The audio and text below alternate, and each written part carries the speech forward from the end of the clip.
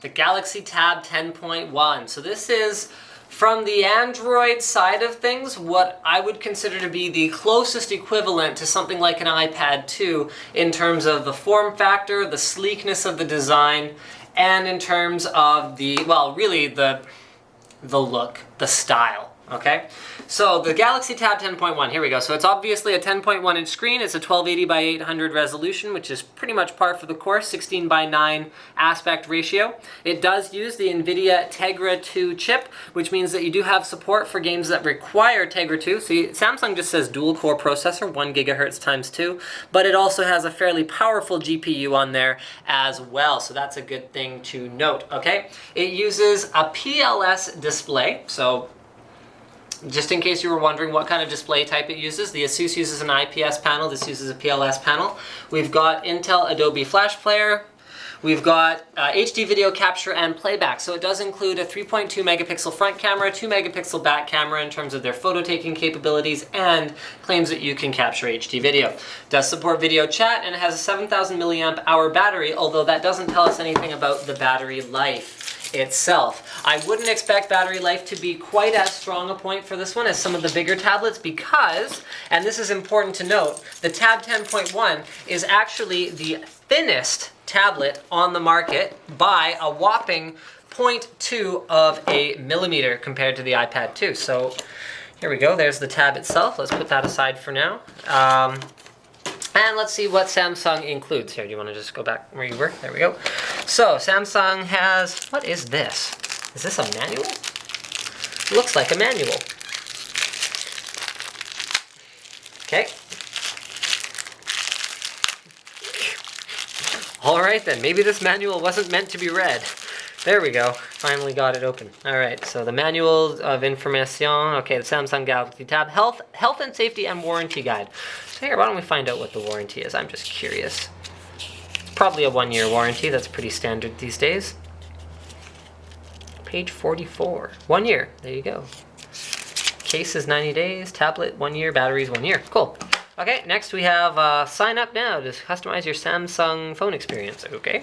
Next we have what looks like probably a Quickstart guide. So it shows you where all the buttons are, shows you how the basic functionality, how to charge it. You're going to have to charge it using the included adapter because like many tablets, it does require more power than can be provided out of a standard USB port, although some motherboards do include features that allow you to charge tablets and higher draw devices out of some USB ports, so keep an eye out for that if you do have a tablet and you're upgrading your motherboard. That's a pretty neat little feature. It includes a pair of headphones, which have not only headphones on them, but also here, left, right. There we go. Also a microphone as well as a single button. So you can actually press it once to play or pause or twice to skip a track. So that's kind of a neat little function to build in as well. And finally we have a charging cable. Charging/dock cable. So this plugs into the, presumably the bottom of the unit. Yes. Plugs into the bottom of the unit right here. And then plugs into a charger or your PC. Alright, so now it's finally time to have a look at the unit itself, and in terms of the overall slickness of it, it feels really nice to hold. It's, you know what, I don't want to say it because I'm not sure, but it feels lighter than most of the other tablets that I played with. Remember though, a lot of how something feels is actually the ergonomics more than the weight. So don't quote me on that because I haven't looked up the weight of this particular unit, but it feels really, really lightweight to hold on to for some reason. All right, so on the front here, actually, why don't I turn it on really quick? Here is our power/standby button right up here on the side. You can see that this guy is very, very slim. You know what, I'm gonna pull out an iPad 2 for comparison. Give me a sec here, guys. So there you go. There's the 0.2 millimeter difference in thickness. Now, one of the other things that is going to be far more comfortable about the Tab is the fact that it is lighter. I can tell almost 100% the Tab 10.1 feels lighter than the iPad 2, which is great because a lot of the time you're not necessarily sitting at a desk with a tablet in front of you watching it. You might be sitting on a plane holding it. You might be laying in bed holding it like this. whatever the case may be, having a lighter tablet is definitely going to make for a better overall experience. Now, one of the other things that really stands out to me about the Tab 10.1 is the construction quality. It feels like it's worth the $499 price tag, which cannot necessarily be said about every tablet that's in that price range. So even though it does have a plastic back, this is a very smart design for a couple of reasons. So number one of my biggest complaints about the iPad 2, in terms of the build quality, outstanding. It just feels great. It does. It's true. You can like it or lump it, but it's true. Okay, but this aluminum back, every time I put it down, I feel like I'm breaking it, you know? I feel like I'm damaging it, which is kind of stressful. I mean, yeah, you can probably get like covers for it, but that defeats the purpose of having a super slim tablet, don't you think? You go and wrap it in like a big old case. Well, why, right?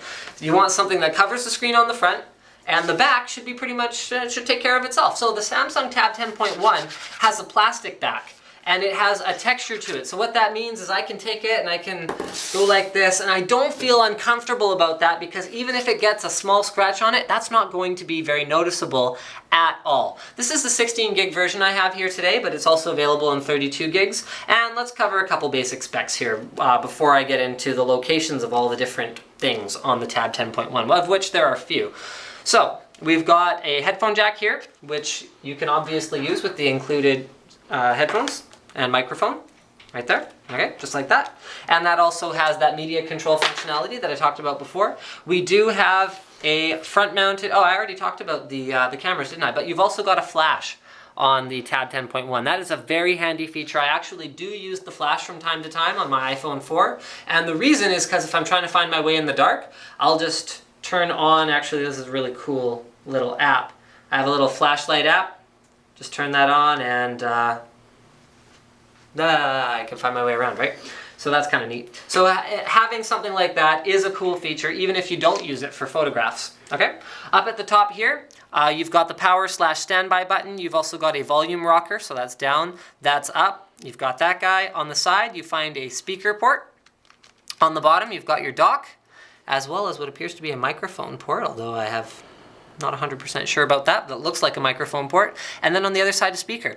So what you don't have on the 10.1, and I'm gonna assume that this is partly due to the very, very slim, very slick form factor, is things like HDMI out, okay? That is not supported on the Tab 10.1. We also don't see any support for a microSD or an SD card slot. So these are compromises that you are gonna have to make in terms of elegance, and since I would only consider the iPad 2 really equivalent to the Tab 10.1 in terms of its form factor, then it doesn't have any checkboxes against it in terms of its competition, because the iPad 2 also doesn't support external video out and also doesn't support external added storage.